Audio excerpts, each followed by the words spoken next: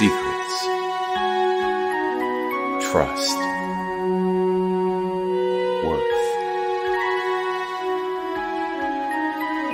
The bond between souls intertwined within otherworldly intrigue. Michaela Jade brings forth the Elite Warrior series, a collection of dark fantasy romance novels set in a twisted world where power lusts in the hearts of men and devotion seduces the souls of women.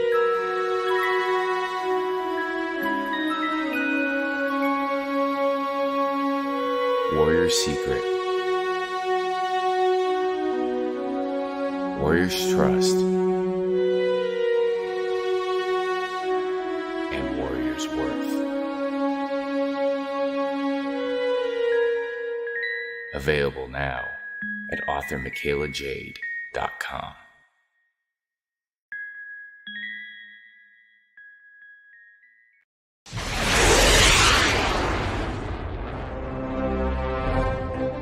From author Brian K. Morris comes a classic hero in a high-flying, fast-paced, and action-packed steampunk adventure. The original Skyman battles the Master of Steam with an introduction by comics icon and historian Roy Thomas. A Rising Tide, an Ace Comics publication. Available now in print or digital format on Amazon.com.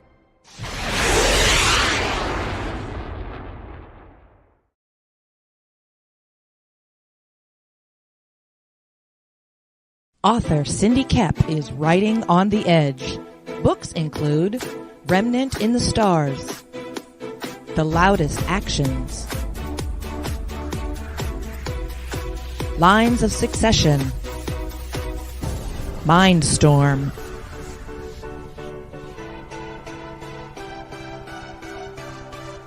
Condemned Courier, the Yerushalayim series, and Animal Eye. Find author Cindy Kep at CKOEPP.com today. Nothing unusual about a 4 a.m. call to a back alley in downtown Kenton. A young woman lying pristine and unmarked on the cold, hard ground.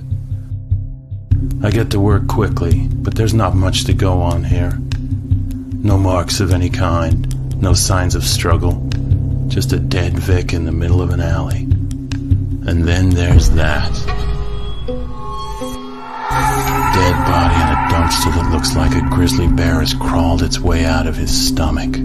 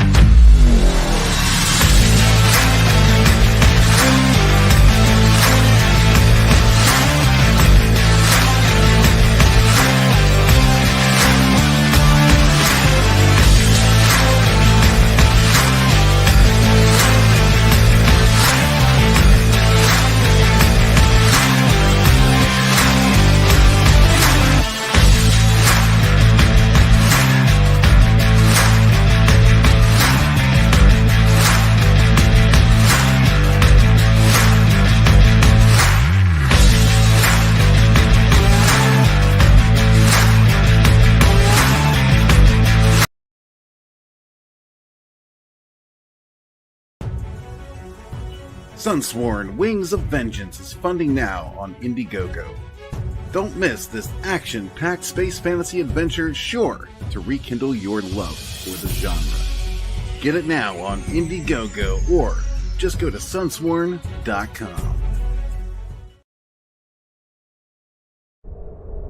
In a world ravaged by monsters, a new evil has risen. poisoning the land, and threatening humanity. Now, the monster Matador, along with the meanest and baddest kaiju killers, have joined forces to kick its ass.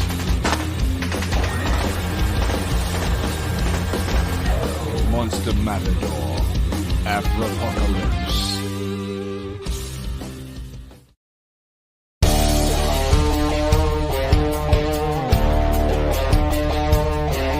The Comics-Related Madness presents Enter the Cromnyverse, an anthology featuring the little green dude with a bad attitude.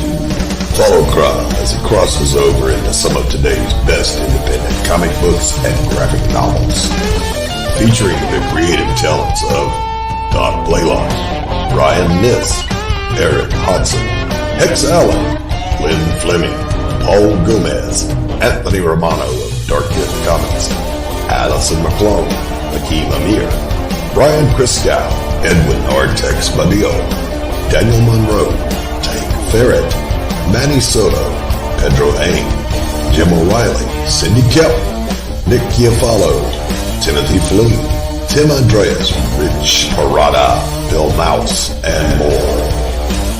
Sign up today on Indiegogo.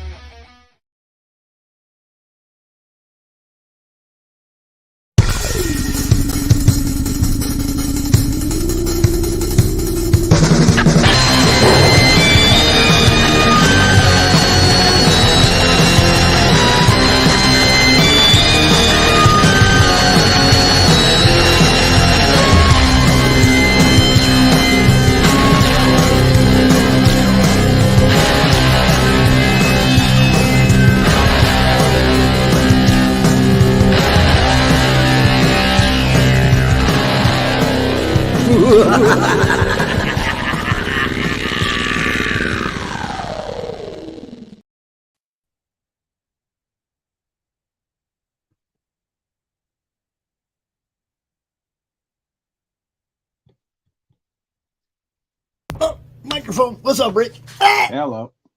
What's happening, everybody? I'm just going to jump right into this because David Feed is in the backstage, the creator of Red Eyes. We'll talk about it for a minute. Yeah. What's up? What's up, guys?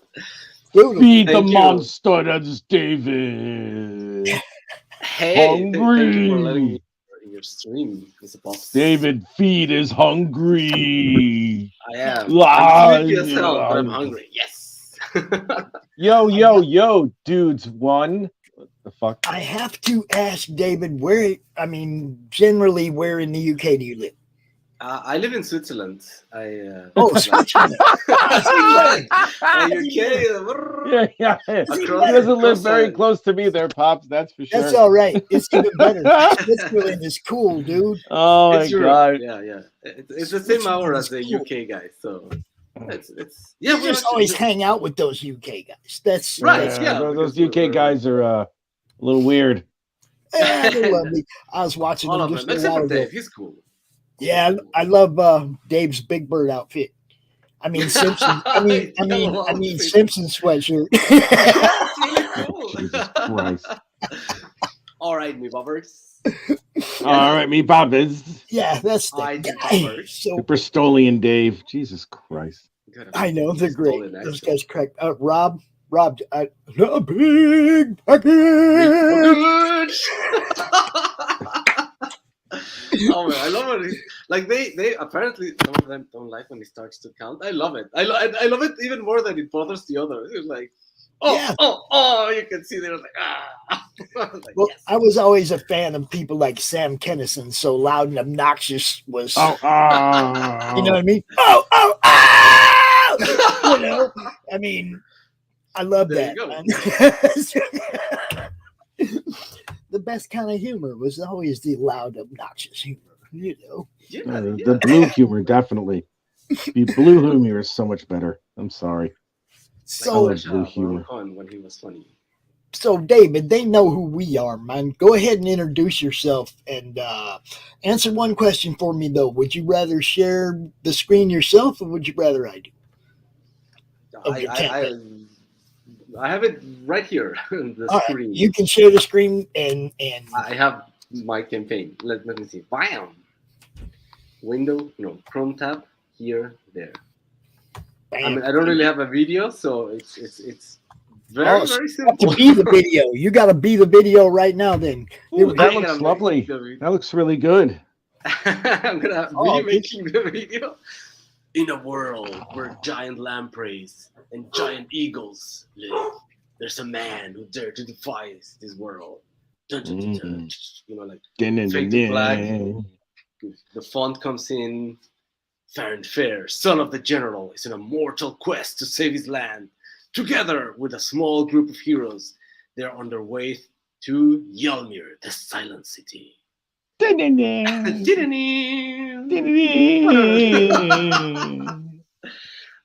Red Eye City is like the direct continuation of Part 2, and the heroes they're on their way to this peculiar city because it's neutral. Did you say Archie? The Archie?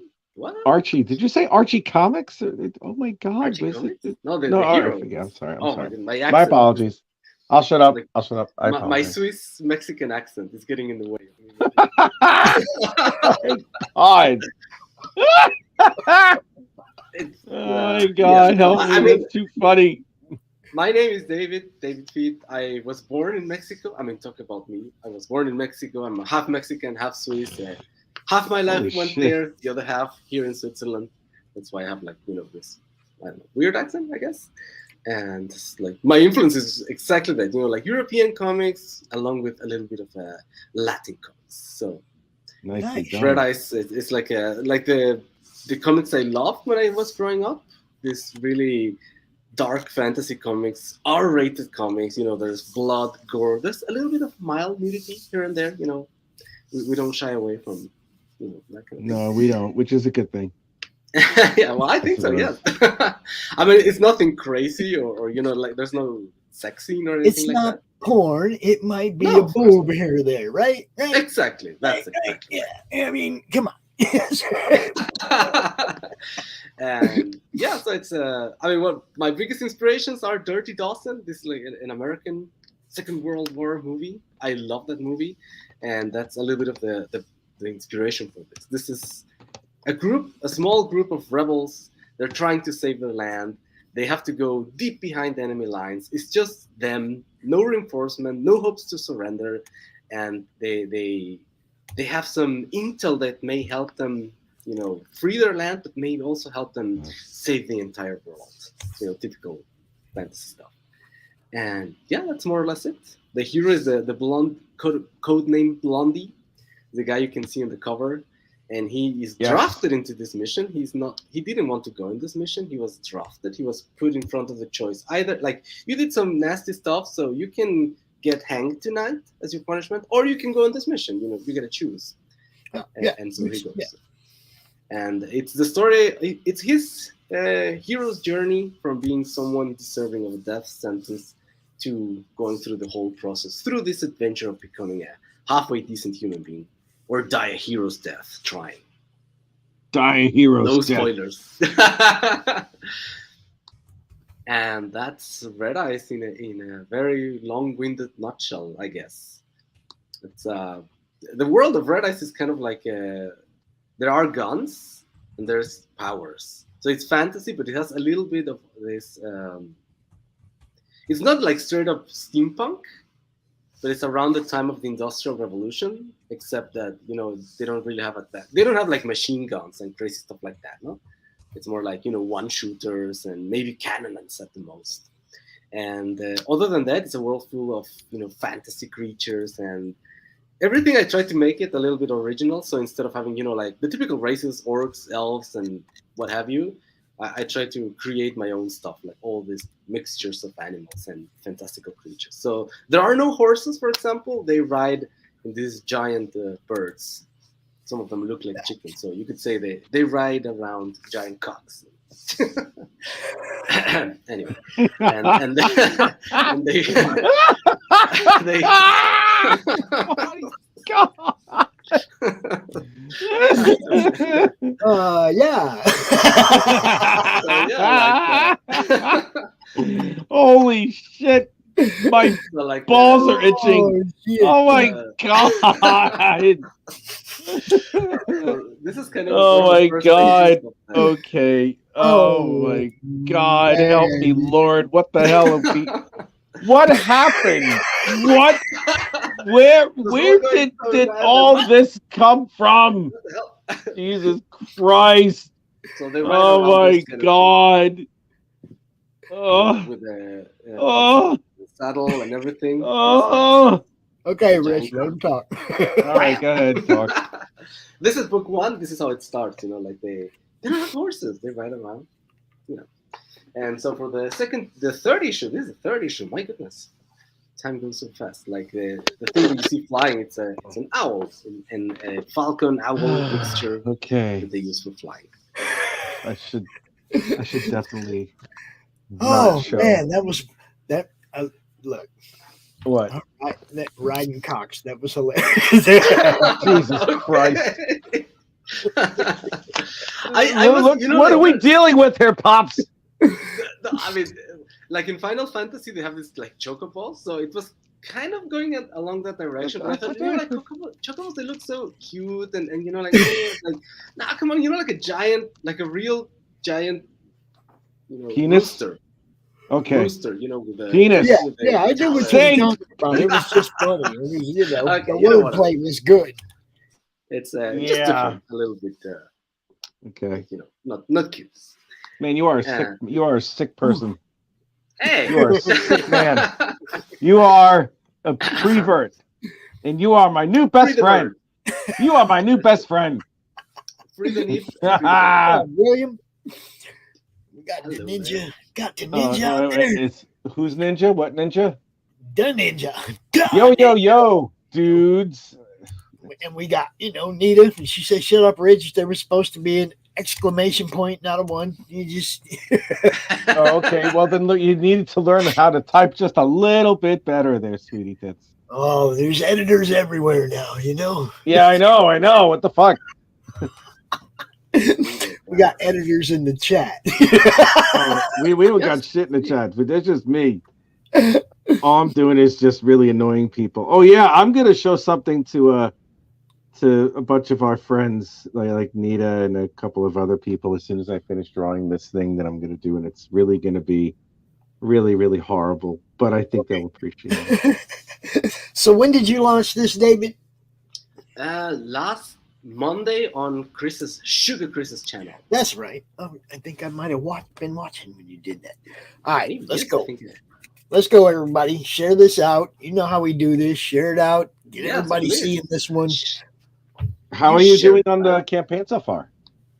15 backers. We are at 28%. Yay! Excellent. Good for you, man. Yeah, that's good. We got like 9 backers in Sugar Chris's chat. Like that was like a sugar rush, as he calls it. Oh Jesus Christ! That is the most sedate man with the name Sugar that I've ever heard in my entire life. It's like a librarian turned porn star, and she's just like, oh dear. Okay. She's like, shh. It's his birthday today, Rich. Be nice to Sugar. Whose birthday? Right. It's his birthday? It's Sugar Cubby's birthday. I'm going to be worse now. Now that you said that? Oh, damn. Never mind. It was yesterday.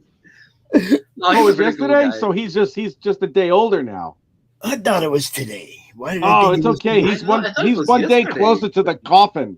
But that's all right, though. Didn't the UK Bargain Boys just sing happy birthday to him an hour ago? That's right. Yeah, wow, that's pretty gay. That's super gay. That's super gay. I wonder if Arya wore his skirt or something like that.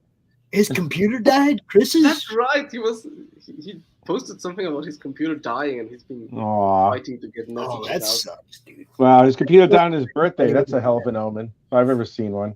Yeah. Jesus Christ, that poor a guy. Anybody that bad has enough this he's kind of ugly. a platform that promotes people and stuff, it's like, man, that just hurts, man, because everything, all your content and stuff that you've saved on your computer, Yeah, that does suck. That does really truly suck. I mean, dude. Yeah, and he was saying that he was trying to send messages on his phone, but like Twitter was not working fine on his phone, so he was not being able to send messages or anything. It was like everything that could go wrong apparently went wrong. Yeah, I've seen that. Okay, saw it on Twitter. Shout out to the tweeters, the tweetness, the twatter sphere, the twatters, the twats, the twatlers. Tweet is going crazy. Why did Nita tell me to shut up? That's not fair. I would never say Nita. I would never tell Nita to shut up. Well, I mean, there are times, Rich. Times what? What, Pops? When you'd want to tell Nita to shut up. I love Nita very much. That's the reason why all the responses in my head pertaining to ways to shut up a woman, I'm going to keep my mouth shut on that one because I will get in trouble. And I will probably get either doxxed or like Me Too-ified or some shit. So we're not going to do that. To me, Nita is comparable to Christy, and you have to speak to them on their own level. I love language. I have a big nasty smelly crush on Nita. She's pretty-ish. I didn't see this message on the YouTube chat. Oh wait, are those messages on like Facebook? Yeah, I don't know what the hell they are. They're Why does this kneaded rubber eraser smell like fucking Windex? I broadcast this show. It smells like roach. It smells like roach spray. Rich, what? I don't care what your eraser smells like. Well, I'm just musing to myself. Why'd you have to butt into my own personal conversation to me? I know. Try doing it quieter. All right, there's the finger. Dave, I gotta ask you a question. Yes, sir. Is this your first campaign? No, this is my fourth campaign. Okay, how'd you do on your other ones? So I got funded on Red Eyes Excellent, 1, Red Eyes excellent. 2, and I tried to make a sci-fi story that didn't get funded, so that was a bummer. And this is the fourth campaign that's going on. Well, I'm sure you're going to do much better. I'm sure you're going to do great with this one. To answer your question, David, I broadcast to Twitter, I broadcast to YouTube, and I broadcast to the comic-related madness on Facebook. So you'll see people commenting from wherever they're viewing at. Right, yeah. So, because I didn't see the message on YouTube, but like, wow, what's and there she is. And now she's over there. See? I'm so high, I thought it was on YouTube. Oh, Jesus Christ. See? I try to, spread it out as much as I can to every platform that have an audience. But let's look at some of the art, bro. Let's show Rich what's up. Yeah, show Rich what's up. So this is going to be the cover, the campaign cover. Fuck. This is art. Who the hell drew that shit? Was that you? No, I wish. He's unbelievably talented. He's an Italian artist that I got in contact with through my inker. So I was working with my inker, and then I asked him, like, someone who can color covers? And the guy was so good, and I told him, hey, you want to, like, instead of just coloring the cover, make a cover on your own. And he made this. So he's like, wow. That's gorgeous. That is really gorgeous. He nailed it, yeah. So the thing you see in the background that may or may not be the villain, without going into too much spoilers. May or may not be the villain. And that's the love interest and the hero. And that black square funny thing around this area that may not be included in her boobs. Is that what it's about? Oh, okay. The how do you call this thing? Censorship, I guess. The censorship thing. I don't know. Yeah, that may not be included. Anyway, so onto the art. Sample pages. This is the heroes getting into the city and then everything going to hell, basically. So there's like one rule in the city: keep it quiet. Whatever you do, keep it quiet. And of course, things don't go as planned, and there's noise, and then the queen is not very happy and just bursts out of the castle, starts killing and murdering people. And so the escape from Silent City is going to be a two-part saga story. So Red Eyes 3 and Red Eyes 4 are going to be the two parts of this situation. The heroes going to the city and trying to escape from this freaking giant lamprey monster. And this, nicely done, man. This is the alternative cover. This was done by the interior artist and colored by his friend, who did the main cover. Very boobies. Again. Well, these are pasties. She's not naked. Come on, YouTube, calm down, YouTube. Yeah, calm down, YouTube. There's no titties there. Now, Nothing David, to see here. David, did you see me? Did you see me get all freaked out or anything? I just sat here and went. No, not you, of course. I know. The censorship laws are like very. I'm not monetized yet. I'm not tripping. I don't know. I've heard people getting their Indiegogos taken down because there was like a nipple here or there, and there's like, what was Seasons was one that I heard got, and I don't know. I've heard of plenty of people that had like a very mild artistic nudity, and then boom, nuked. Yeah, well, I mean, if you go through the approval process and they approve it, then they should just leave you alone. Right. If their approval process is not thorough enough to catch a nip, well, that's not your fault. Well, I mean, I don't want to get nuked, so I'm being very. But yeah, I mean, just you don't want it like that. Okay, fine. You just avoid it. You put the bars over it. Whatever you got to do. You know what I mean. So the cover looks like it's all plastered in black. It's not gonna be there in the original. Don't worry. Like, anyway. So, don't worry about those big black lines. They may or may not be there. Who likes those big black lines? Yeah. So nowadays, like, I think that everyone has a box. Everyone and their mother has a box. So I thought, yeah, I'll do my own box. The black box. Mother box. The black box here is God. It's gonna be a cardboard So box. who's the dude in the black hat right there? That's Black the villain. Box. Oh dear, what's in the box? And it's gonna be chock full of comics and the past issues and the Monster Bestiary, which is like a monster manual, the creatures in this universe. And it's going to be have a ton of posters and prints and so forth. Y'all check it out. It's the dude that runs the merch store. Yo, Buffalo. Go check out the Madness merch. It's in the description. Okay, back to it. You gotta cover all the bases. You know what's up. Oh yeah, no, for sure. It's good to see you, my friend. Hi, so yeah, our most successful product, so to speak, is that together with the comic, we have this thing called the Sexy Monster Girl Bestiary, which is a monster manual of the creatures of our Red Eyes universe, but spiced up with sexy pinups. And we are campaigning with our, Red Eyes 3, so we have our Sexy Monster Girl Bestiary number 3 as well.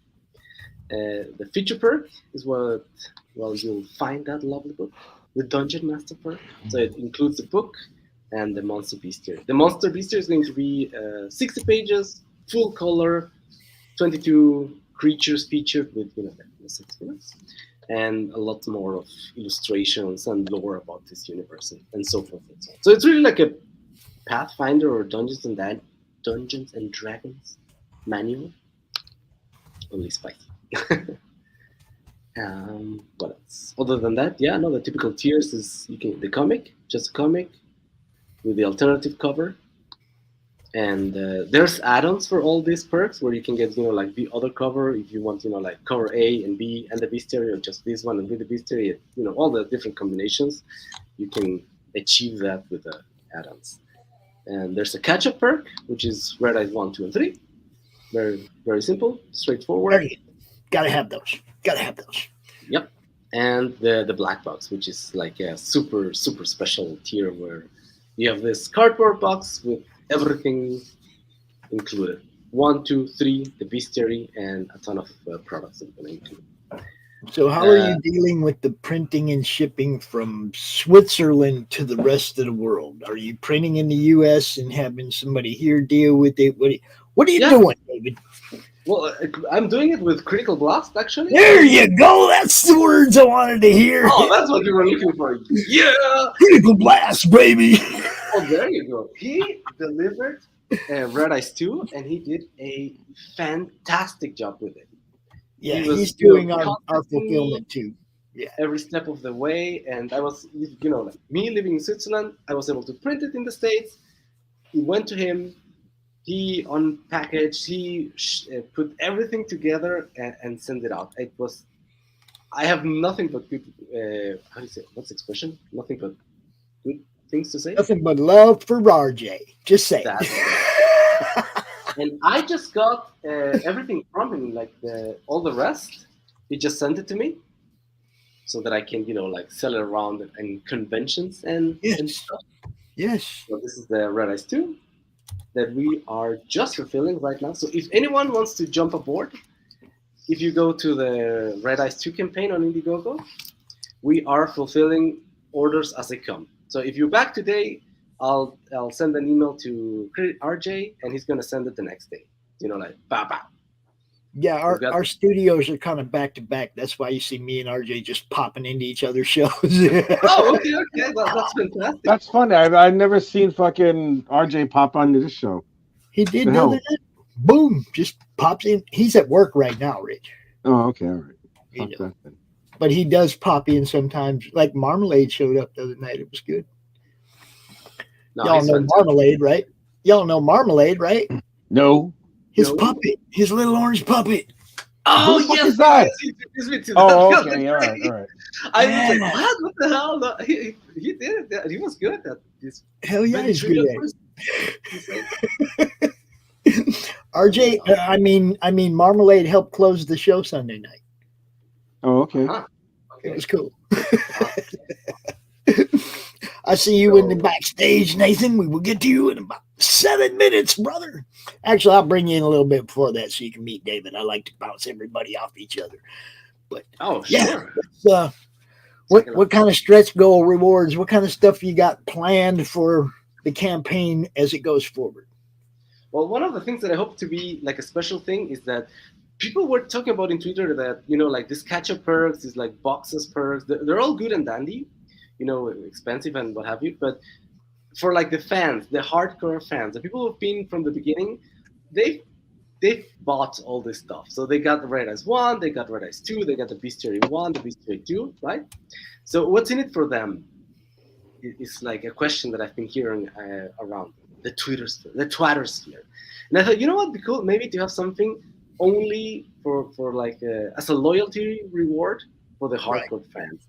So for Red Ice 3, anyone who's backed 1 or 2 is gonna get a supplemental story completely free of charge. This is like a 20-page story that I'm working on, which was going to be like a supplemental that we were gonna sell on the campaign itself. But now I thought, no, let's make it like a free, completely free present for the backers. And as we gather more funding, this may have more pages. This is gonna get colored. It's going to get better. And the only way to get this story, which we call One-Eye Justice, is if you back 3 and you backed 1 or 2 at some point. So this is not like, if you pay more, you're going to get this one. Like, no, this is just for the fans. I don't know if it's a good idea. I'm trying it out. It's there. So if I just now jump in and I buy 1, 2, and 3, I still can't get that? Why not? That's messed up, man. 1, 2, and 3, of course you can. No, I mean, if you buy the catch-up perk of 3, oh my God. I'm just messing with you, David. I love those kind of things. You have to have something to reward your loyal fans that have been there from the beginning. You have to. I mean, eventually you're going to get so big you're going to forget who those people are. But Well, I No, hope he's not. while you know who they are, reward them.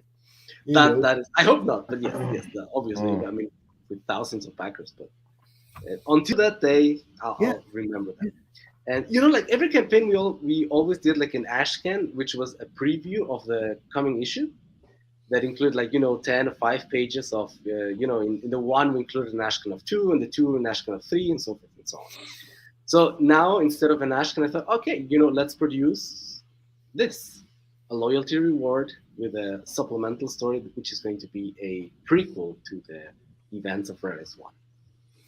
So that's it. Cool. Maybe it's a terrible idea. I don't know. No, if the fans love it, if they hate it, no idea is a terrible idea. Yes, Some just make more money than others. They're all terrible ideas. You got to try everything. Look, you got to try everything. That's true. That's true. Look what I'm doing all kinds of crazy stuff. I got shoes on my campaign, man. You just try shoes are awesome. Shoes are awesome. I mean, yeah, I tried a lot of stuff, and some didn't work. It's like, okay, I tried. Yeah. We got tapestries and little crocheted croms and all kinds of stuff. Actually, there's only one of these left, Rich. What? The crochet croms. I don't care. I'm not getting it. I'm just saying, 4 of them are gone. All right. Okay. Well, who bought them? Fuck. Nick's wife bought 2, and let's see. I can't remember who bought that. That's not even fair. She cornered the market already without even the option of anybody else getting them. No, Nick stopped her from grabbing them all. Why? That's a monopoly. I don't know, because she liked them.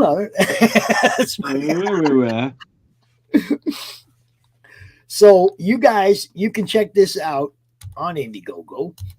Nita was nice enough to drop the link right there in the chat. Oh, thank you. For all you replay viewers, you know what's up. This one's got 24 days left. Go check it out. The art looks amazing.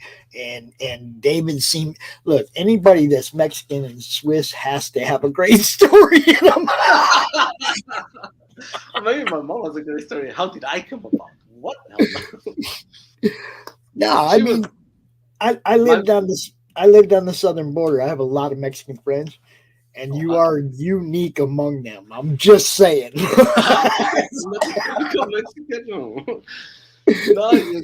Well, yeah, half Swiss, half Mexican. That does rub on you, this Swiss influence, definitely. Yeah. The thing is, a lot of Mexican people, they're like, oh, you're Mexican, so you gotta love, spicy food. And they serve this, super hot, spicy food. And, my mom is Swiss, and she's the one who cooked. So obviously she cooked Swiss food, which is not spicy at all. And I'm dying there. What the hell is wrong with you? You're Mexican. You're supposed to eat spice. I'm like, what? No. Yeah. So no, I'm not the typical Mexican. I definitely have no Mexican in me, and I love all that stuff. I lived in Phoenix for 35 years, so I've been in a couple of Mexicans. Mexican food was,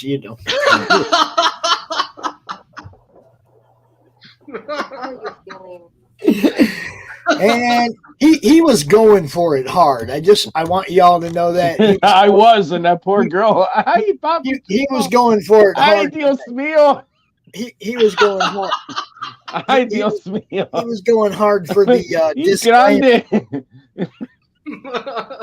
He was going hard for the disclaimer right there. So there you go, Rich. You get it. There you go. Oh, okay. I'm going to read it like Christy Shin would read it. Ready? No. I'll take it down before I let you read it. I want to read it. Please. No. I'll read it in a normal voice, I promise. Nathan, we call it Monday Madness for a reason, bro. I hope la la la la la la la la. So yeah, just like I said, you guys go check out Red Eyes #3, Escape from Silent City Part 1. Get the catch up tier, get caught up so you know what's going on, and maybe he'll let you get that other book. Maybe. And yes, I already have that pulled up, Nathan. You just don't know. I'm on top of my game. That's gorgeous art. Nathan Jones. John's, but yeah. Oh, I'm sorry. No worries. I didn't even know you. I was calling you Gage the Wolf all week. So I'm good with that too. I actually like the name Gage. So. All right, there you have it. David, meet Gage. Nice to meet you, David. Your book is awesome. Creator. Yeah. Thank you. Mr. Jones, what is your book? What is your deal? So this is my first indie comic, and it's fantasy. It's a fantasy comic book that it takes place on the world of Athenea, and a demon, they call him a Yama King by the name of Mastema, is oppressing their world. And a group of heroes decides that in order to defeat him, they have to resurrect a fallen foe who's responsible for his release on the world in the first place. 5,000 bucks. Wow, nicely done, man. Thanks. 5 days to go. The name of the game is Godslayers. So with boobs. Link over here. That illustration is like, whoa. That's our Greg. Wow. That's our Greg Bo Watson cover. Oh yeah, those boobs really say Godslayers. Yeah. It's like, oh, these are gods. Well, actually, they do if you think of it in like a neo-realistic kind of way, where it's like the bad guys are gonna stare at those titties, and then it's like duh. But then she lays down the smackdown on their candy asses, and then they die because they're Godslayer titties. That is what they are. All right. Now maybe we'll let Gage tell us how it actually is. Well, 1 second. I want to say something. To Nathan. Can I say something to you, sir? I can't stop you from talking. Congratulations on your success. Well, you could, then I can quit. But, you know. Thank you very much. Congratulations on your success. Is this your first campaign? It is my first campaign. Fantastic. Good for you, man. Wow. Good for you. Done, congratulations. Man. Thank you. Do you with the success of this one, how do you plan on following up on your next one? Are you going to continue this, or is this a one shot? So no, I actually talked to the artist when we started this, and I asked him if we could do 10 of them. So this is kind of a long-term story. Wow, I like that. I was looking to rush it, and we're already getting ready to start work on episode 2 right now. So excellent. I'm sending him concept work here soon for the story going into episode 2. Man, that's ambitious. I really dig that. That's really cool. Forgive the jokes about the titties. I can only imagine how good the story actually is. Do you want to give us all an idea? Do you want to give those who are one question who have not back? I'm sorry. Go ahead, Pops. Go ahead. Yeah, I got one question before we get into the book. Obviously, you had some kind of background in something that led you into the comics, okay? Because I don't know if you were a collector or did some kind of other like animations or graphics type work or something, but I know you have some kind of other. What is it? So I'm just the writer. The artist Mario A. Barraza is he's got a background in graphic art. He runs a Patreon. He's on DeviantArt, and he did his first comic when he was 12. He says so. But me, I've been a game master for role-playing games since I was like 14 years old. And so I guess my real practice is in oration, because I literally sit in my living room and oh my God, I gotta keep my mouth shut. I swear to God. And I'm just a writer as well. I mean, I'm just a writer. Oh my God. Hold up, Mike. All right. Oh man, I thank God you're a guy saying it. If you were a girl, I would never stop doing it. Oh my God. Oh. Anyway, go ahead. Please continue. So I've spent most of my time sitting in my living room telling stories to friends, groups between 5 and 12 people. So, and I've been doing that forever. And my kids are grown up, and I had some extra money and met a great artist and was like, I want to tell a story to other people. Nice. Congratulations, man. That's really cool. Yeah. It's and that just a writer thing. Bounce around. What happened? Thank you very much for having me. By the way. Oh, sure, Dave.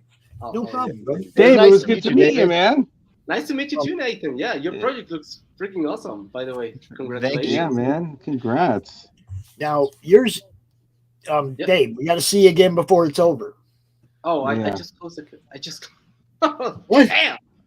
That was the thing. You just closed what?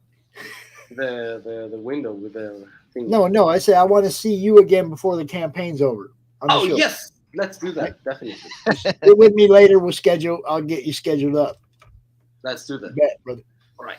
Have a good one. Have a good one, man. Bye, Switzerland. Hi, Switzerland. So yeah, Nathan, this is awesome, man. I like writers. Okay, I'm a story guy first. There's only been a few pieces of art that have made me go, oh shit, I'm buying that book. Usually it's a Preston Acevedo cover, but besides. So the whole just a writer thing is like I wanted to write novels and stuff like that, and I've noticed throughout my time trying to share my work with people that a lot of times they're not interested in taking the time to read your stuff, whereas like an artist, they post something up and it's like, yeah, right away, and so that's kind of what I meant by it. I love being a storyteller. So did you catch the beginning of the show, the commercials at the beginning? I didn't. I was taking a few of those people are authors.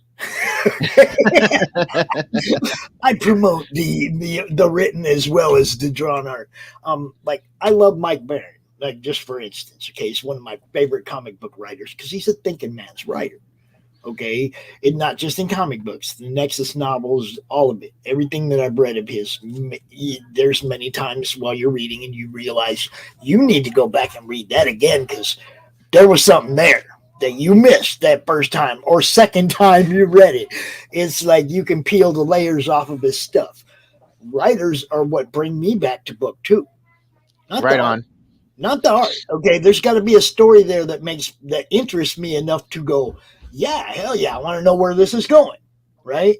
I don't care how good the art is. If the story doesn't interest me, I'm not gonna keep going with it. Right? Right.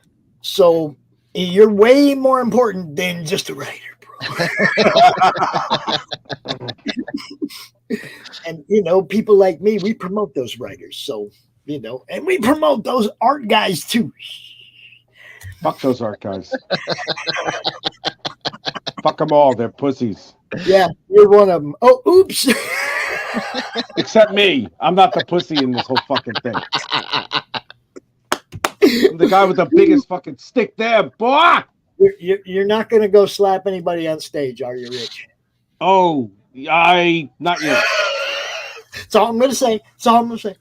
Oh, there's a couple I would love to slap right now, and it's like they go, no, don't hit me, please. Don't, please, don't.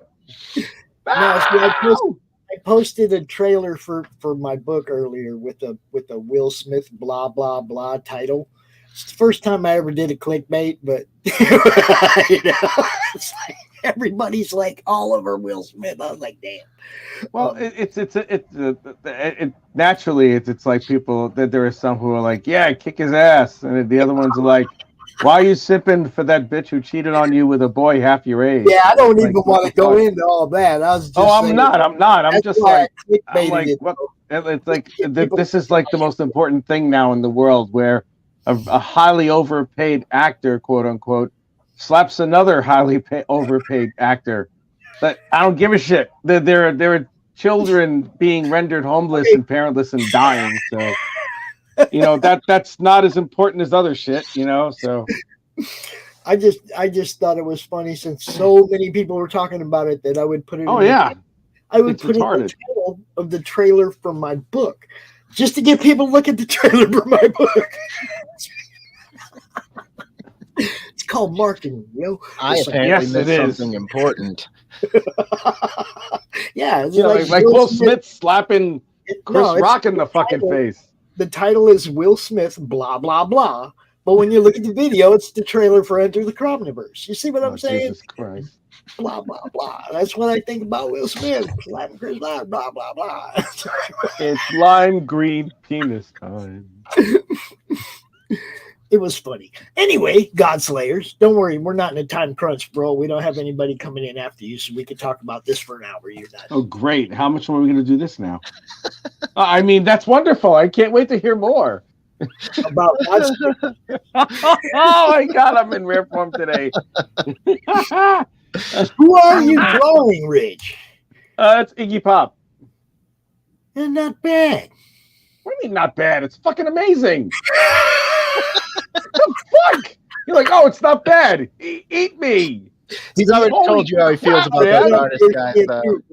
I know how to get it. I just got it off a picture off of fucking Google, and I decided I'm going to see if I can draw it. And I'd like to think that I got most of it right.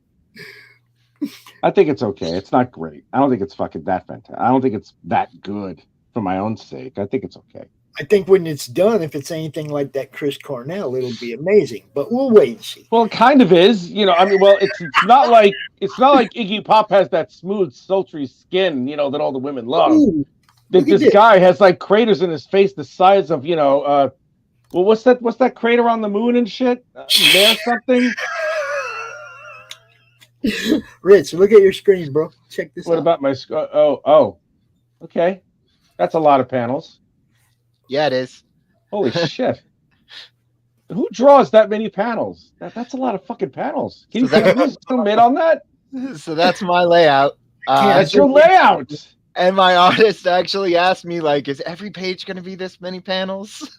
Why would you do that? Oh my God, man. Because there was a lot of action going on. Wait, you could have made more pages. Nope, I'm good. I like it exactly like it's told. Trading card commissions, right on. I have no idea what that means. Can we blow up that screen a little bit? Actually, I want to see the action on that page. I can't blow the screen up. You can't make it bigger, huh? A little bit. Yeah, Doc has that problem. Can't make it any bigger. No. Oh, he's not here to defend himself. Drawing, Rich? What? What are you drawing? Iggy Pop. It's not as good as these guys, that's for sure. I like it's not as good. It's not as good as you. It's not even remotely as good as Nathan's artist is, man. I like the shadows. Mario's pretty man. great. I actually really do like your layout. You're not skipping on detail. That's good, man. There was a lot of action and a lot of motion in it, and I didn't want to spread it across a couple pages. I kind of wanted to get there, and I wanted to have the panels kind of relay the swiftness with which things were happening. So okay, all right. It's there. It's definitely it's all over the place. I dig it, man. So, and the lettering's being redone right now. We got some reviews that the lettering kind of took away from the art and didn't point in the right places, and so I got Joel Rodriguez, and he's going to be redoing our lettering for the book. All right, I did myself. She's running. As long as the spelling and the punctuation is good, I don't care. I do. I am a fucking word snob. Actually, that's not true because I can't write the same. I can write, but I can't pronounce. What'd you say? He dropped it. I'm sorry. No, I suck at spelling. That's it. See, and that's my problem. It's like a misspelled word will jump off the page at me like it's 3 times as big, a different font, bold and italicized. You know, I mean, it's like it just errors jump off the page at me. It drives me nuts because it'll take me out of a story. But, you know, I mean, the type of font or lettering, the only thing that bothers me is don't write the word flicker in capital letters.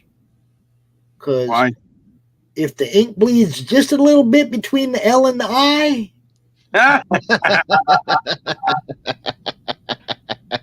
fucker. You see what I'm saying? And I've seen it print. Okay, so don't do that.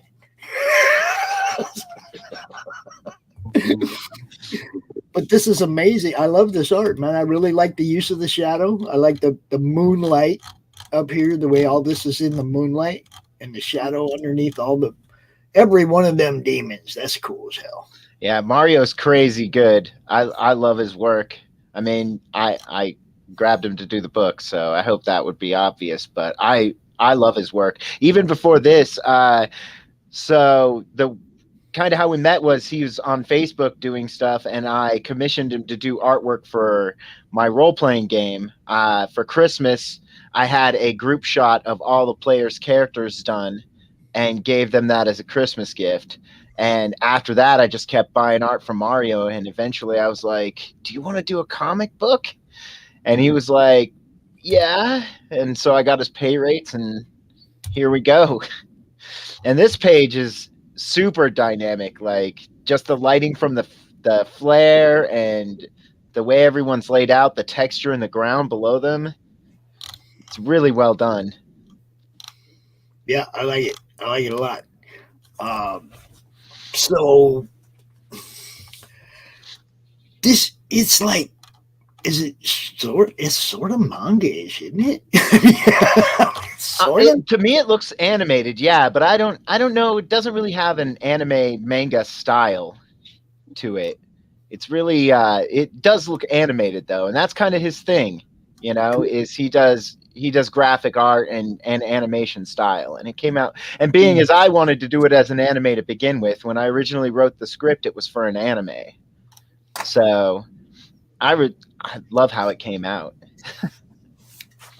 All right, so we got this Akara tier. Comes with the PDF and the physical copy of the Mario Baraza main cover. So that's this one, I assume? Yep. Very nice. And those are our characters and you're introducing them through the tiers because the tiers are named after the characters, but that's the God Slayer in the background. And then from left to right, and the first one's this little one in with the cloak, right? That's Akara. Yep, and she's half Nezumi, half human. She's a half breed, and the Nezumi are like rat people, and that's why she's so small. So she's like Splinter's niece or something. Sure. All right, I'm good with that. And then who's Jericho?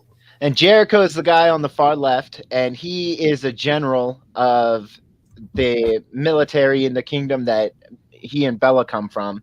And he was actually the one who slew the God Slayer in the first place. He was the one that landed the final blow on the God Slayer and released Mastema from possessing him and onto their world. So he's got a mech arm and a giant sledgehammer. So, no, the sledgehammer's Bella's. Oh, she's holding that? I thought he was holding it behind her. Okay. She has the capability to summon weapons, like to conjure them. Okay. Using her magic. And her favorite are hammers, but she uses shields and all kinds of stuff throughout the comics. And okay, so you got, and each one of these tiers has a little bio of the character in it. That's clever. Nice job. I like that. Man, I got to tell you, as a writer and a storyteller, it's killing me not to just tell people the story. I know. Look, this is something that I tell people all the time. It's like, man, don't show too much. Don't tell too much, because then you might lose somebody completely because they already know the story now. Right. You know, like, oh man, Doc told me the end of his story in our anthology, and I was like, why'd you do that? Read it, you know?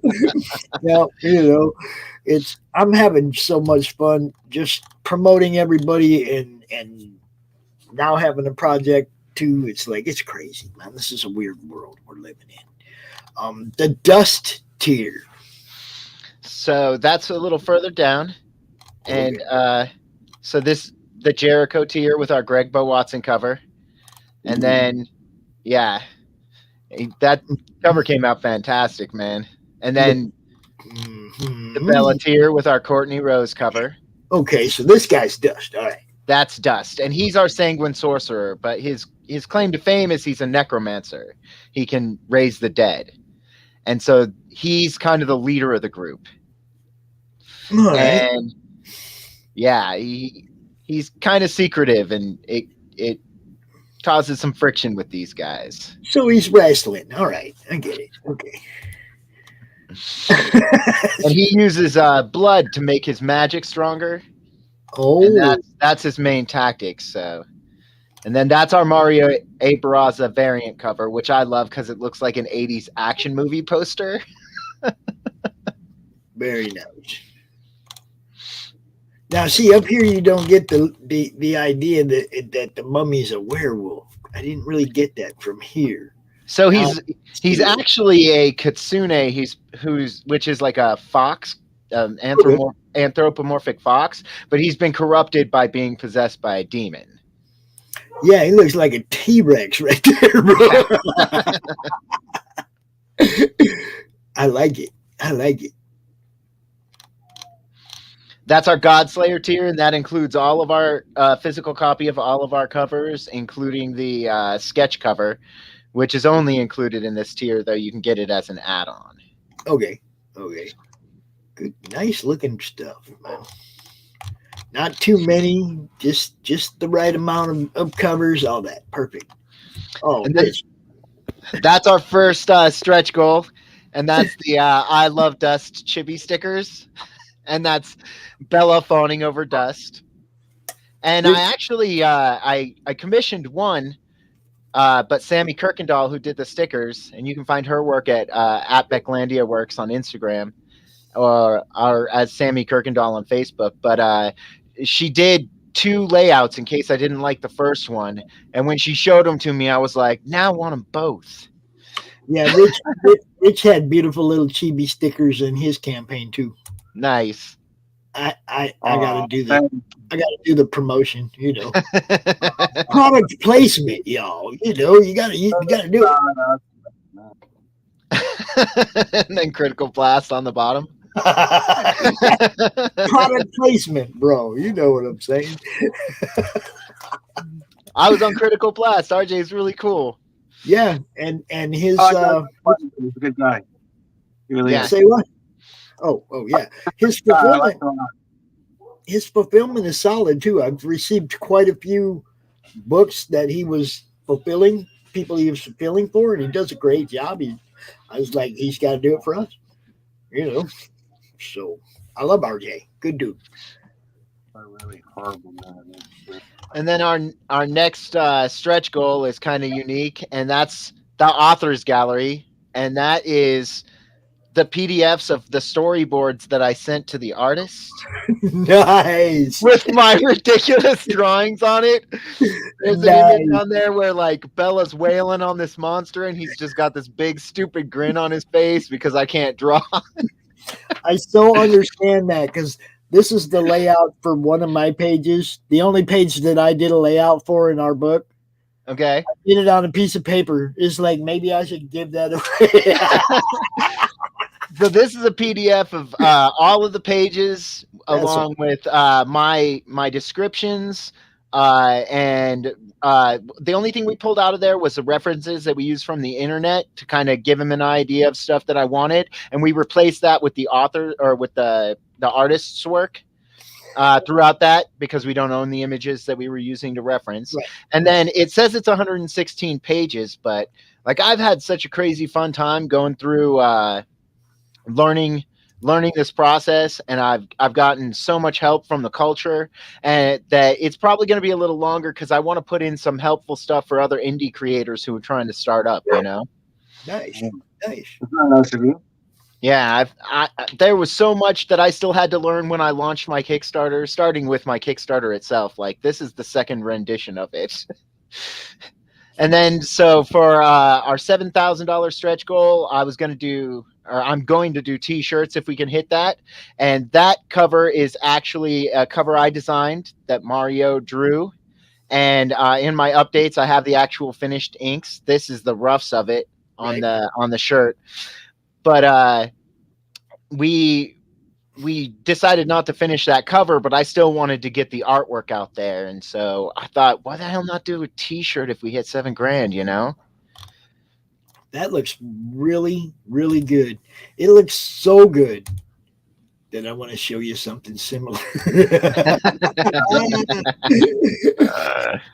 Check this out. This is the A cover for our book, but because you showed me that with look, Oh, that is cool. that's very similar to that. Your guy's holding up his hand, and Crom's holding dudes in his hand. Yeah, thank you. That's awesome, man. So hold on one second. If you let me share my screen for just a sec, I'll pull that finished art up and show it to people. Always takes me a minute to get through all the tabs I have to click on to share. And then this is the finished piece.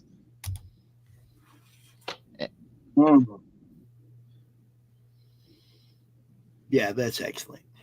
Yeah, I loved it. Like, and he had it just to roughs, and I was like, dude, like, what are you going to charge me to finish that for me? I'm going to put that on a t-shirt. And even if we don't hit $7,000 on the Kickstarter, like, I'm grabbing me one. Yeah, that was what happened when I saw those shoes, man. It's like I saw Nick's shoes, and I was like, man, those are killer. And he had made some Punisher shoes for somebody else, not that pair, but a set for somebody else. And I showed them to Mike Barron. And then Nick and Mike started talking, and Nick made these ones for Mike Barron. And he got them in the box the other day, and he did a live unboxing, and he tried them on, put them on, everything live. And it was just, man, made Nick's day because he's just a big Punisher fan, right? But he's also a great artist when it comes to what he does with them shoes. It's amazing. So yeah, he's making me a pair, and he's gonna make them for anybody in that wants a pair of Crom shoes, you know. And it's like he'll make up to 12 pairs of them in the campaign. We're doing weird stuff, man. I don't even care. You know, my little guy steals weed. That's one of his quirks. Is he steals people's weed, right? Okay. So we're gonna have a rolling paper stretch goal. Rolling paper. I'm just trying to do weird stuff that nobody else has done before. You know, I want it to be fun. Yeah. Why not just do rolling papers? The next thing I know is that the next thing, and what I'm going to do for my campaign is I'm going to have like one of those $100 bills to roll up, and it comes with a full ounce of cocaine. Once you hit that $1,000 tier, holy that's $1,000 tier that sends you to prison for the rest of your life. Get the happy dust, and if you put a bunch of 50 in there, not only do you get another print, but we crush it for you. So there you go. You know, we cut the coke. You know, the the snow tier. We got the snow tier. We got the crack tier. We got the meth tier. You know what do you? No Xanax tiers. No, none of that. No Xanax tiers. Fuck! I wanted one. Damn it! Oh shit! I told you, Nathan. It's mad. Yeah, well, we're just having too much fun with this. Yeah. Ooh. Man, I'm impressed. Your first campaign, and you're hitting close to $5,000, and you'll probably surpass that very shortly. Congratulations on your success, man. And the stuff you're doing sounds really, really cool too. And it's just like Pop said, you know, he's here to spread the word, and it's also helped out by other fellow artists and creators that we all spread whatever love we can for each other, and that's fantastic, man. Really. I tend to be a mad sharer, man. Like, that's how I started before I even got into it, was just sharing people's indie comic stuff. And then I was just watching people do it, and I was like, why don't I do that? Like, I got stories to tell. And finding an artist just set me on the path. Like, we really started our work at the end of September and finished the comic book in late January. Awesome. And then I just jumped in head first and started the Kickstarter. And luckily, like I said, luckily the culture's so great. People like came and helped me. They were like, hey, you know, I've seen this. Let me give you some advice. And man, I take notes. I have like a notes section where people who are, I wholeheartedly believe if you want to be successful, you listen to successful people. So when they talk, I've got a notes section in my phone, and I just put everything in there and keep track of it, which is okay. Do you have it separated into do's and don'ts? No, not really. Dude, think about that. Think about it. Separate it into things that have worked, that you've seen work for other people, that have worked for you, and things that didn't work. And then it's really easy to catalog them as you get new things. You go, oh, that's something I don't want to do. I'm gonna put it in the don't do shit. Oh, that's something I want to do. I'm gonna put it in the, you see what I'm saying?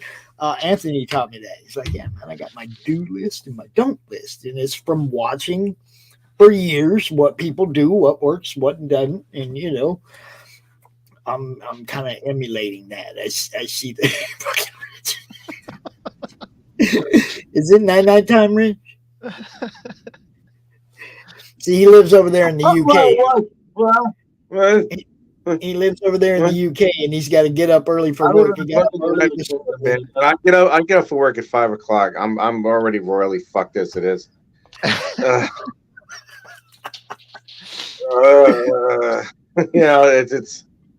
the cocoa lasts so long. I still work a day job, so I understand that 100%. As a antihistamine and shit like that, I'll have to do more because I get used to it really quick. I mean, I'm finished with the nosebleed part. It's just that now it's like, all right, well, let me see. Can I have a little bit of cocaine and meth with my coffee, my latte? Yeah, sure. Let's just do that. And then it's like, and then I'm like, at 6 o'clock, I'm ready to fucking collapse. And then I got to go on his show. And I'm like, like I have to reboot and stuff like that. So he drinks a couple Guinness and then comes out. Who drinks a cup of Guinness? It's like a pint of tea. I mean, no. It's a pint of Guinness, laddie. That's what it is. It's a pint of Guinness. How about you? Nothing. No, nothing. Would you like a pint of Guinness? I'm okay. You gotta have one, boy. If you don't, then you're not English. Look, you start talking and you bring in the crazies. You see what I'm saying? He did not even start with the red dress. He just came straight in. Somebody say cocaine? Oh, he had his Coke Gator or whatever the hell. He's like, what? Yeah. What? So Nathan. The police dog. I understand what you're talking about when you say you're watching it and it all just kind of happened. You were like, man, I could do this too. For me, it was not like that. I came in as a promoter and promoted, and then they dragged me in kicking and screaming. Okay. I had no desire to make a book, and it was like they were like, come on, Pops, you got to. I was like, no, I don't. I don't have to do nothing. And it was like, yeah, you really do, and it was like, okay, you guys run the campaign. You get RJ to handle fulfillment. So all I got to do is talk about comics, which is what I do. And we'll do this. But, it's like, I'm not a guy that knows anything about running a campaign from that side of it, from the setting up the campaign page and all that, right?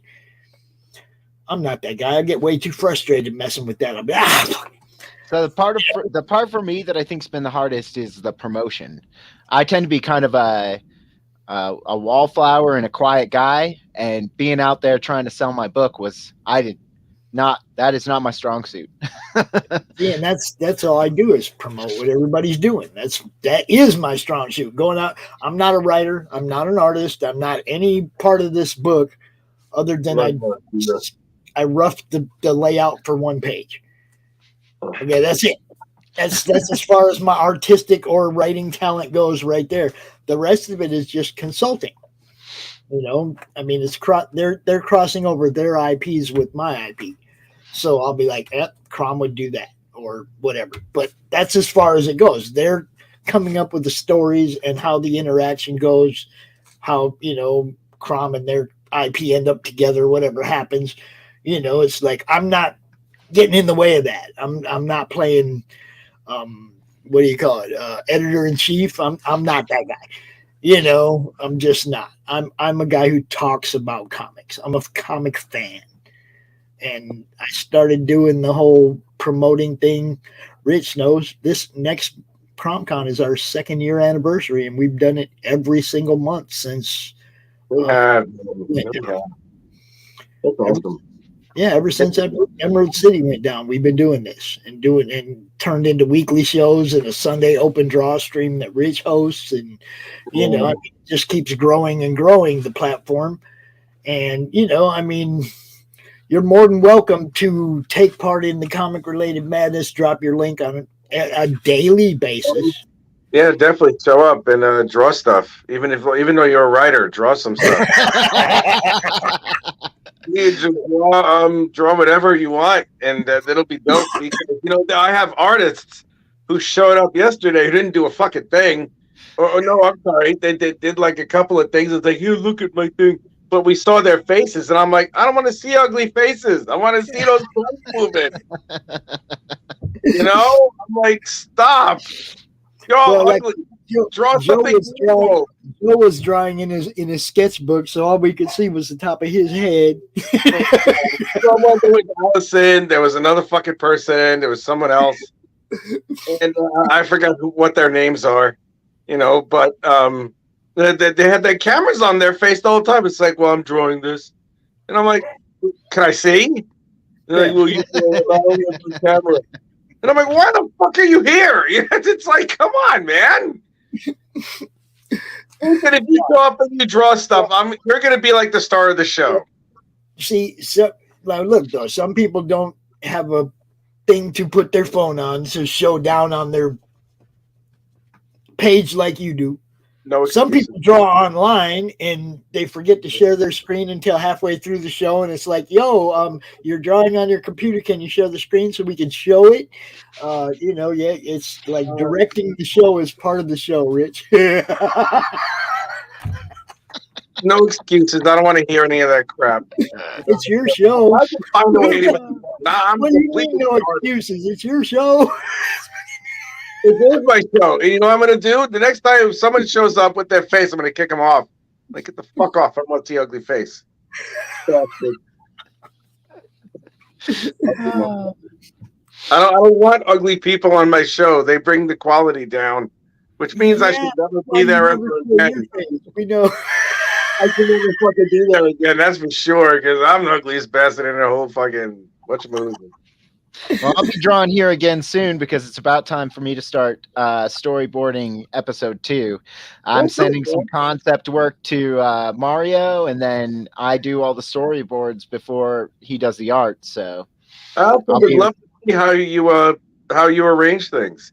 That's actually a really big gift. It's like when you can conceive a story in your head with phonetics, and then you just jump in and you put a visual thing. You put a visual thing to it. That's really cool. So this is our main artist, Mario, and that he's awesome. Hey, look, it's me, Mario. I watch out the clouds on the fire from the monkey that throw them at me. He lives in the New York metro area. Yep. Oh God, you poor guy. Rich I used to live there. Oh, I know her. She did the coloring for both covers. I'm just going to call her Gwen so I don't butcher her name. Okay. And they both beautiful covers, man. And then Greg Bo Watson and Courtney Rose. Courtney Rose. Nice. All right, so were we at the bottom of the tiers, or did I mess that up? Nope, you were at the bottom. All right, cool. Everything you said, everything's available as an add-on, right? I'm pretty sure you can get everything as an add-on. Yeah. Cool. You guys go check it out. Let me. Did she drop that link up there somewhere? Where is it? Oh well, it's in the description and it's up there in the chat somewhere. Go check it out. You know what I'm saying? Rich. What? I know you're tired, bro. Go ahead and go to bed. I'm fucking exhausted. But look at my face. Jesus Christ. I really look like I'm melting, honestly. You look like you're tired as hell. Go to sleep. Yeah, you look like you're fighting to stay awake. I look like I feel. I'm fucking dead. Well, Nathan Jones, I mean Johns or Jimmy Bob or whatever. Congratulations on your amazing success and your rock and your artist draws really great titties and seriously, I am greatly looking forward to the success of your next campaign. Thank you very much. You're welcome very much. Thank you for indulging in my fucking silliness that I haven't slept in 24 hours, but that's okay. Good night. No worries. Sleep well, man. Night, Rich. I gotta point the other way. The camera's confusing. Okay. Kickstarter, Godslayer, episode 1. You guys know what to do. 77 backers, 5 days left. Drop the link everywhere. You guys know how we do it. Now, Gage, for you, you joined the madness, correct? Yes. Yes. Once a day at least. While this is going out. Once a day at least.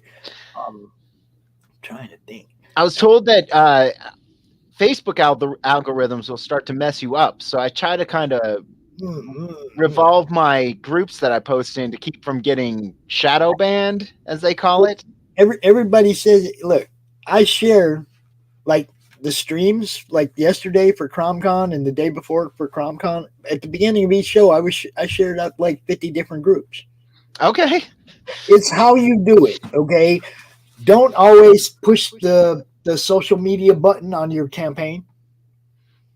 Sometimes just copy it out of the address bar and go make a post in a group. Okay. And then share that one a few times.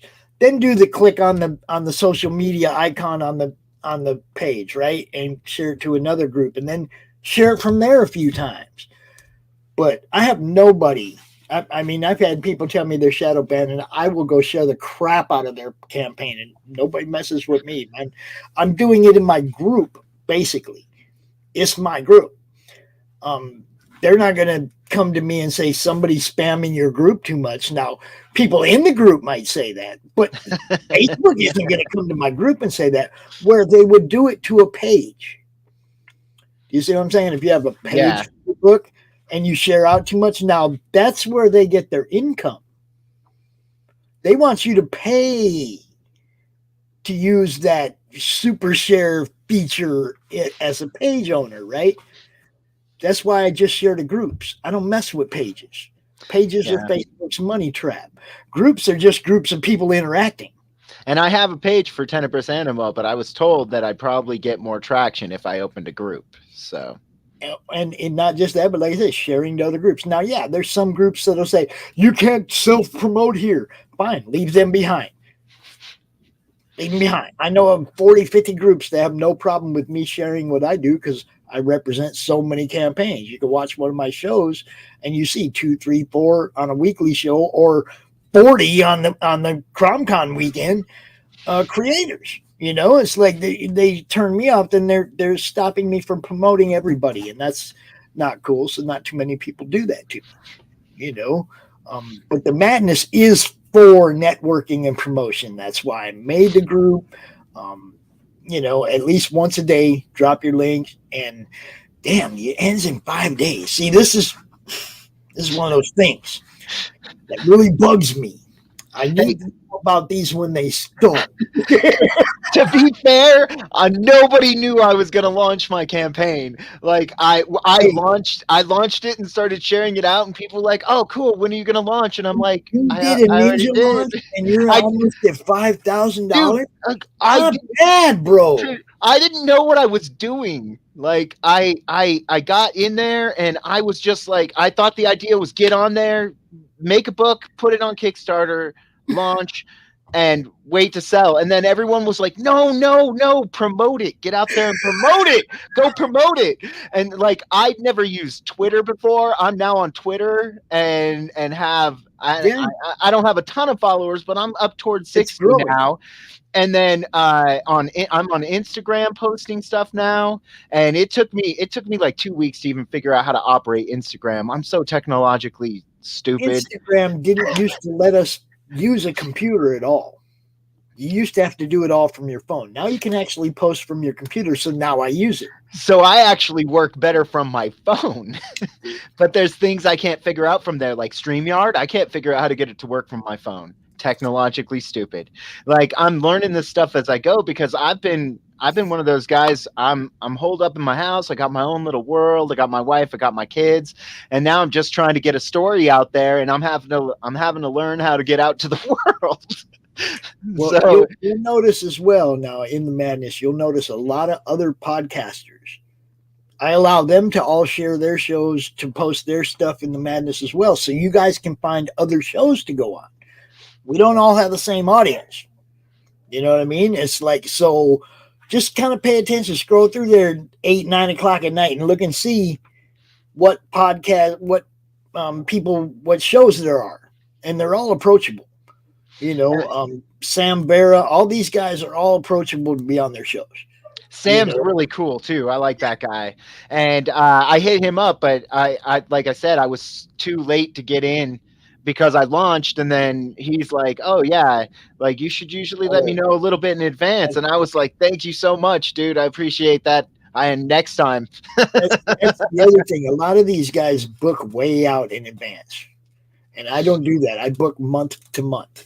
Okay, like I don't book pretty much anything after the first of my own shows. I'll book appearances on other shows, but as far as my own show, after CromCon, then I worry about next month. Okay, CromCon's the last weekend of every month. When that's over, now I worry about Monday Madness and all the other shows that I do through April. I'll start booking those, and that leaves it open for people like you who can't get on nobody else's show because they're booked out 3 months.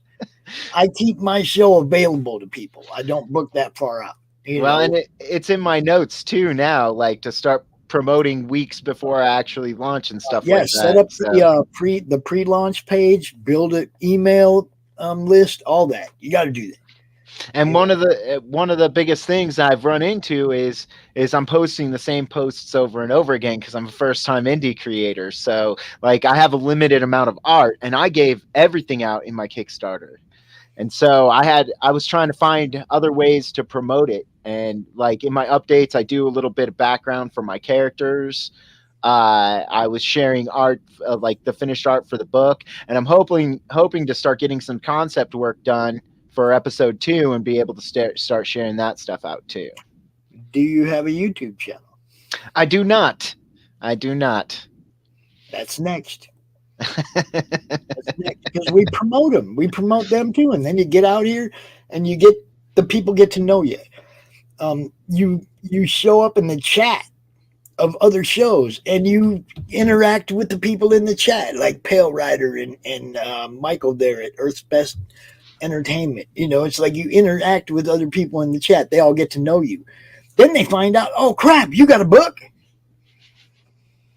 You see what I'm saying? You have to get out here and interact with everybody. That's where everything that I've done has come from, just jumping out into whatever group, whatever, YouTube channels or everything, man. I try to make sure that people know what's going on in the indie world. Sorry, I'm putting that in my notes. The sign up page though, we had over 100 signups for our book before we launched. The sign up page is a good thing because then you get to send that launch update out to all the people that signed up early. You got an email list of all the people that signed up early to see your book, and you get to just blast them a MailChimp. Bam, 100 people here. We launched just now. Boom. All the marketing tools. Everything. You put as many things to use as possible. You go out on as many platforms as you can. For me, it started in Facebook and went to Twitter and YouTube and Instagram. And it's like now Tank's trying to talk me into doing like little short spots on TikTok and shit. And I'm like, I don't know about that. But as you get used to incorporating a new platform into your promotion, once it becomes habit, hit the button, hit that button, go to that platform, hit that button. Once it becomes habit and you incorporate a new platform, then you look for another one. Do I got time? Can I add one more thing, one more place in here where I can share all this stuff? You know what I mean? And it just keeps growing. Yeah, even, definitely start a YouTube channel, man, and we'll promote it. We'll tell everybody, go check out what you're doing, and that's what all the YouTubers do for each other too. It's not a competition. It's a community. I don't even know what I would do on YouTube. Just talk about Godslayers. Well, I mean, you could highlight other campaigns and talk about your own while you're doing it. I definitely do like doing that. I love sharing other people's campaigns, and I do that on Twitter all the time too, where like I'll post and be like, "Hey, I'm going to support someone's indie comic this week. Freaking post them in my replies." I think that's how the first time I saw you was you were like, "I'm backing something." Everybody posted stuff. And it was like, that's what you do. But yeah, if you are one of those people bringing everybody up, start a YouTube channel, invite people out. There's people just like you can't get booked 2 months out because all the shows are 2 months out, right? And they can't get booked. Be like, do something like I do, where you only book a couple 3 weeks out, so that the people that are missing the other shows have a place to go. I mean, I've met some awesome people. I'd love to get out there and support more too. Other people like me who are starting out or who have done other stuff and never promoted a book, who are like, I'm trying to get on shows. If you can find a co-host, then like a Rich. If you can find a co-host, so that way, if the power goes out, if the internet goes down, whatever, you got somebody that keeps the show going, so it doesn't look like you don't give a shit about what you're doing or whatever. The show must go on, that kind of shit, right? I've been doing this for 2 years. I've never missed a show. I have weekly scheduled shows, CromCon, everything. I have never missed a show. I got kicked offline once during CromCon for 2.5 hours. If I hadn't had a solid co-host to keep the show going, bring in the next guest, blah, blah. You see what I'm saying? If I didn't have a solid co-host, my biggest show of the month would have went down dead. That don't look good for you. So it's good to find a co-host that you get along with and that you have good interaction with and banter with, so that when you don't have a guest, you can still come out and have a show, talk about your own book. You can even talk about people's books that ain't there. Look what I saw this week. This one looks pretty cool. Everybody check it out. It's all about just building an audience of people that realize that you care about what they're doing and they care about what you're doing, and everybody helps each other get seen. Yes, Rocky, what can I do for you? Well, come here. Sorry, taking notes again. What's up, Rock? What's up, dude? Do you need to go outside or something? Really? A little bit?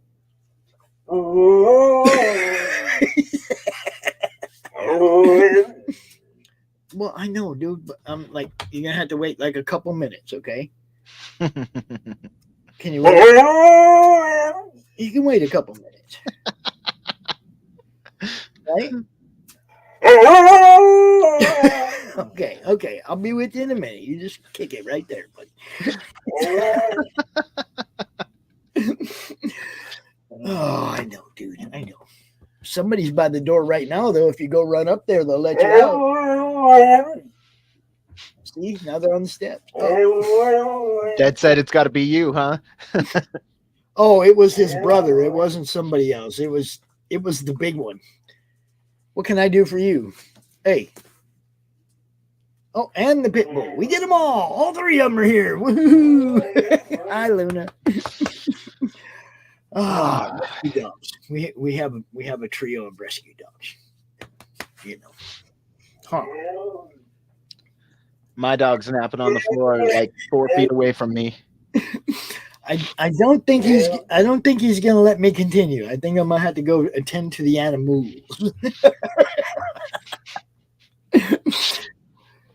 Nathan, it was great meeting you. Seriously. Thank you so much for having me on, man. Dude, seriously, promoting the madness, approach the ones that you can. Approach them all so that they all know you, so that next time you have a book and you hit them up early, you get on their shows before the campaign ends, let them know. Networking and promotion is the second biggest part of creating a comic book. I mean, once you've done the creative part, this is the job. This is the job. Yep. This is the job. Now I'm trying to network and find another artist because I'm looking at starting a second title too. And so I've been got dozens of artists, brother. I've been looking for an anime style artist, so I'll check through there. Let me see, an anime style artist. Yeah, just go into Madness and just say, heck yeah. Like whenever I post in there, the first thing I do is go through and check if there's any indie comics I want to kick out there too. So yeah. Like that's kind of my promotion time is also my check stuff out time. When I say networking and promotion, it's for exactly that. If you need an editor, artist, colorist, a letter or whatever, there's so many creatives in the Madness that you might find your perfect match. I mean, there's so many collaborations that have come out of this group. Well, and one of the ones on Twitter that I've become really familiar with, I believe it's called Darts Out. So I did like this promotion on Twitter where I was like, send me your Kickstarter, and I'm gonna cross promote. I'm gonna put them in my updates on Kickstarter. Yes. I only got one response. I have Nira X number 3 that just closed a couple weeks ago. I helped them promote their campaign, and as soon as I launched, they went on their update and say, "Hey, everybody, Pop's launched the Crowniverse." I mean, you got to have that kind of cross promotion, and like, look, let me show you this one. So the one I'm talking about was called Double Out, and it's like a comic book about dart players. Nice. And I wound up cross promoting that one because they were the only ones that responded, but they were really cool. Like they sent me a PDF of their comic for pushing for them so hard. Right. So it's like that's been a lot of fun. A couple months, I don't know, 6-7 months back. That's Ryan Halsey's book. So right, about 6-7 months back, these guys, Mavericks, which is Global Frequency, and Tales from the Napverse, which is Simon Potier. They did this crossover print, right, in the campaign. And if you back to both books, you got this print. But if you look underneath the lifeguard chair, I see him down there. You see my little Crom dude, right? Cross promotion, man. As soon as they did that, as soon as they put my little dude on there, they knew I was going to be out there promoting the hell out of both those books, right? That's the kind of stuff that happens, that needs to happen. I've seen connecting covers. I've seen all kinds of different things since I started promoting comics, and I've helped some of these things happen. I throw ideas out there. I love this open genre. Yeah, I love the culture because people are so freaking cool, man. Like I haven't really run into anyone who I know they're out there because people keep warning me like it's gonna happen eventually, but I haven't experienced it yet. Fingers crossed I don't have to deal with it too much, but like I've really had a good time out there. Everyone's been cool, everyone's been helpful, and I've been trying to turn around and do the same for people out there. Exactly. So, speed bumps though. If somebody comes at you weird, man, I mean, if you have to respond, if it's something you have to respond to, respond once, leave them behind. I don't think I'm the type that would respond. Okay, well then even easier. Then that's even easier. Just leave them behind. Don't, I mean, the easiest thing, I've been canceled a bunch of times. I just leave those people behind. I just keep going forward. I call them speed bumps. People that don't want you to succeed. See, I don't understand that. See, that mindset's so weird to me. I'm the type of guy that like, I'm happy when I see people around me successful. I don't think I'm deserving of success if I can't be grateful for the success of others, It's just such a weird concept to me. The Madness, the first sentence in the about section of the Madness is, I want you all to succeed. Why would you beef with me? All I want to do is promote your books, right? Why? Okay, so it's mellowed some, There's not near as many people that, cause me grief anymore because this is what I do. I'm not going anywhere. I don't do the streams. I don't do none of that. I come out and I talk about people's campaigns. And that's the main thing you have to keep going is just keep going. You have to keep going. So, and that's why I call them speed bumps because they might slow me down for a minute, but ain't nobody stopping me. and for me, like, this is a lot of fun. I don't want it to be stressful. So anyone who's going to turn it into something stressful, I don't have time or space for them. Exactly. And there's been in the past where I've been triggered a few times. I learned to deal with this, and to how to deal with it. Like I said, now I just keep doing what I do. If I have to respond once. I have one thing to say about whatever it was, and then I'm on to promoting books. That's what I do. So it's because I'm a narcissist. There you go. Respect. See, you will have more people that like you because you want to help than you ever will when you start tearing other people down. It's just that simple. You help people going to help you. This is a big. There's this huge field out there that we can all play on, or these little sandboxes over here that are kind of crowded, full of cat poop and field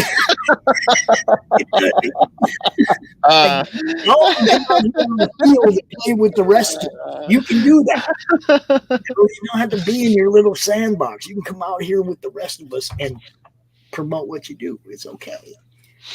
Well, and I'm definitely interested in helping others too. Like I can't see how you're not helping yourself when you're helping others. Yeah. And I got to say, I feel a lot of my backing has been supporting other people and them returning the favor. And I've met some really amazing people. It's been cool. So I'm having fun, and as long as I'm having fun, I get to keep doing this, right? Well, and telling stories is my favorite thing in the world. Telling stories is my favorite thing in the world. That's really what I'm here for in the end. So I don't have time for the other stuff. Greg, you can check this one out. Chris, you can check this one out. Oh, you got it. Go check this one out. You know what's up. Yeah, and there's quite a few of those writers groups on Twitter where it's just all they do is push out each other's links. You just see something that says, add your link, share it out, and they all just retweet each other. Well, and it's been really cool because the other one I did was post a link that's not yours, and people jumped on that. Man, it was really cool to see all kinds of links hitting up there that they're people's friends. Oh, it's not mine. Check it out. Yep.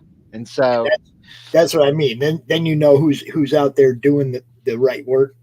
You find it really easy. I found some cool ones. Charms was really awesome. I backed that one. I was looking at, I think it's called Night Wrath. I would have to get on my Kickstarter and check, but the artwork in that one's freaking amazing.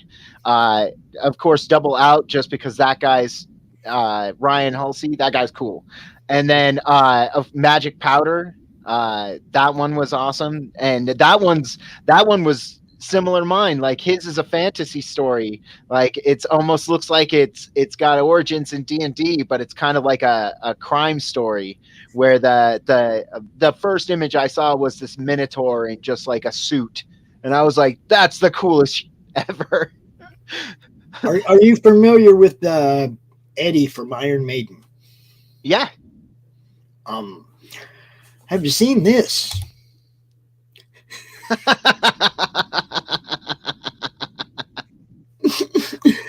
This is one of the variant covers for our anthology right here.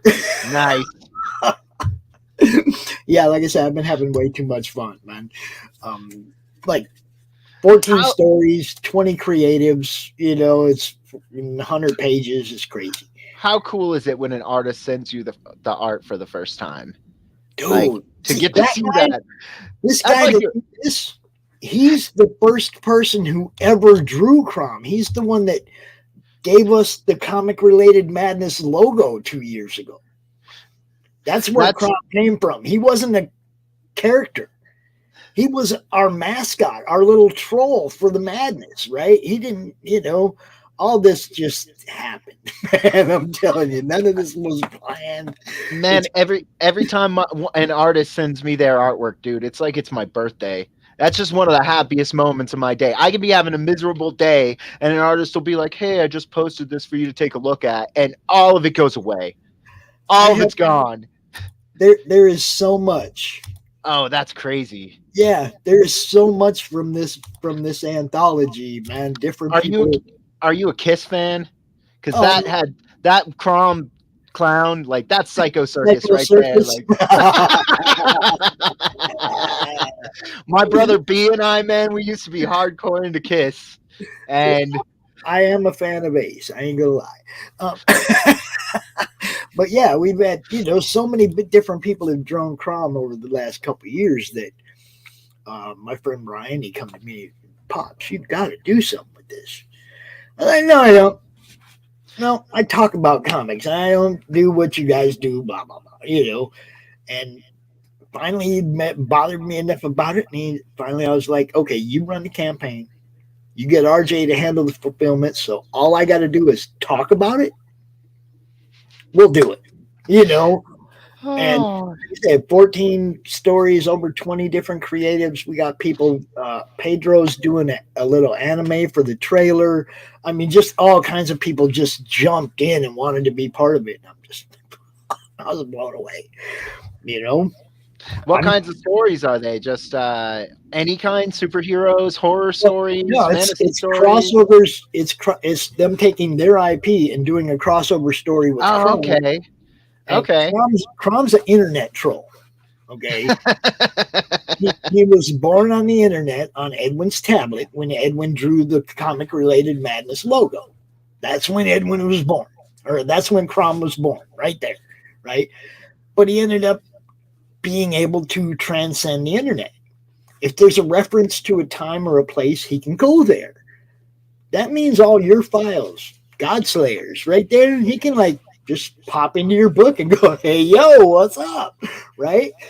So he's a mischievous little guy, like a little Loki, but he's not trying to dominate the world. He's just mischievous little internet troll, right? Sticking his nose where it doesn't belong. Right. So, I haven't read all the stories because I don't want to. I want to get the book in my hand and see some of them as a fan. Mm-hmm. You know what I mean? So there's a few of them I'm just like, I trust you. You know what you're doing. I'm just okay in that story, But, for me, it's very small adjustments, editing, very small. Like, okay, Crom curses in binary. Whoa. Natural language. That's how in Italian when they start cursing, they lapse into Italian, right? Same thing. Okay, if he starts cursing, then it's ones and zeros all over behind him, because how much string just one word would be, right? So yeah, we're not looking up the exact string. But you know what I mean? It's like, and his other quirk is that he steals wheat. So you telling me that at the beginning of the show. Yeah, if he shows up, your stash might come up missing. If he, pops into your universe, or if there's stoners in your universe, their stash might come up missing. What can I tell you? Just little stuff. There's nothing. All the stories are great. The ones I've read are like, yeah, that works. Roll with it. We've done a couple. Specifically, like the one with Brian Kriskow that we did, we specifically made it funny for a certain group of people, that I interact with and that Brian interacts with. Is like the quirk at the end of that is definitely directed at them, so they'll recognize it, they'll appreciate it. The villain of the story is the Danny. We're just having fun, man. That's you gotta have fun. Heck yeah. if you're not having fun doing this, go find something that you enjoy. That's the best advice I can give anybody, man. And I already have a day job. Like I like my job, but I wouldn't say it's as fun as doing this, you know? So if this isn't fun, like, then eventually, I mean, if it stops being fun, then eventually I'll stop doing it. So that guy right there, that's another show. When you next book, you get a hold of Good Stuff on Twitter. His show is amazingly entertaining. They'll take your stuff and they'll make, clips and guest appearances by people, all kinds of stuff. They just have a blast. Entertainment, that's what this is really about. So our promotional platform now happens to be the video medium. So you got to be entertaining, you got to be entertaining. Nobody's going to watch, right? Yep. Good Stuff has perfected a nice couple of shows that he does weekly that are pretty damn good. So nice. Follow the Good Stuff. That's what I say. With that, it's like 5:41. Probably been out here about a few minutes longer than I planned on. You guys, I'm having fun talking, so I appreciate you having me on, man. Y'all go check out Godslayers. 5 days left. 77 backers, almost $5,000. Put this one over $5,000. Make this guy happy. And give not only that, but Mario's going to do a 3D model of Bella, the character you're looking at right there. That will be posted on our page and possibly sent out to backers if we can break 5,000. So look, it's $50, and you guys $50 more dollars. We'll get the chibi stickers, and we'll get a 3D model of Bella. Let's see. What do we got here? Now I'm looking. See. Okay, I see. All right. Yeah, you guys, you know what to do. $50 adds another awesome item to the count. To what you can get. Do it. You know what I'm saying? For you replay backers, like you said, there's 5 days left on this one. There's 24 days left on Red Eyes 3 that we talked about earlier today.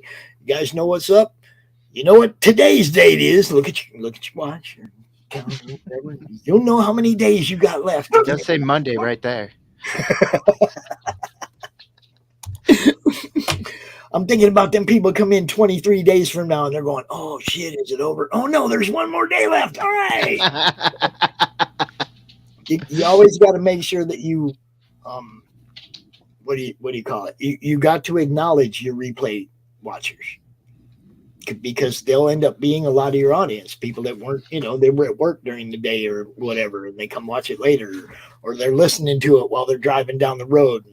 You got to acknowledge those guys. So we love you. We love all our viewers. We love everybody involved in the madness and everything that we do. Good way to leave, right?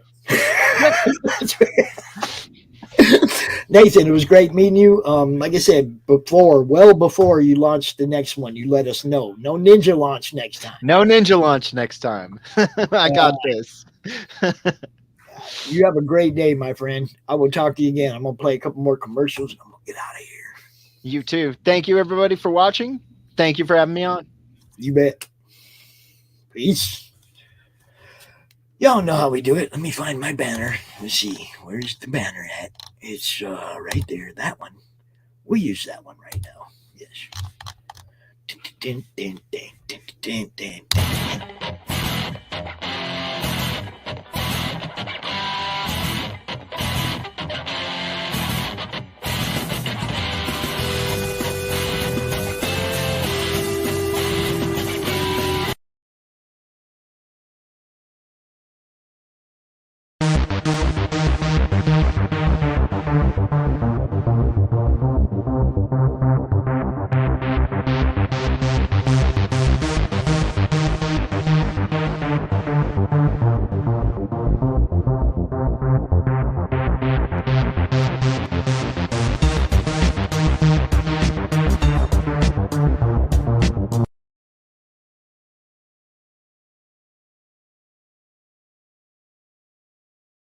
Comic Books for Kids provides comic books to kids in hospitals and cancer centers across the U.S. It's a place where we can all work together to make sure every child has a comic book. 100% of all proceeds go towards the kids. It's about making a difference, and while they're in the hospital, allowing them to fly like a superhero, battle dragons, or rescue teddy bears. We are in every state in the country and now support over 160 hospitals. Every month, we add more. Visit CB4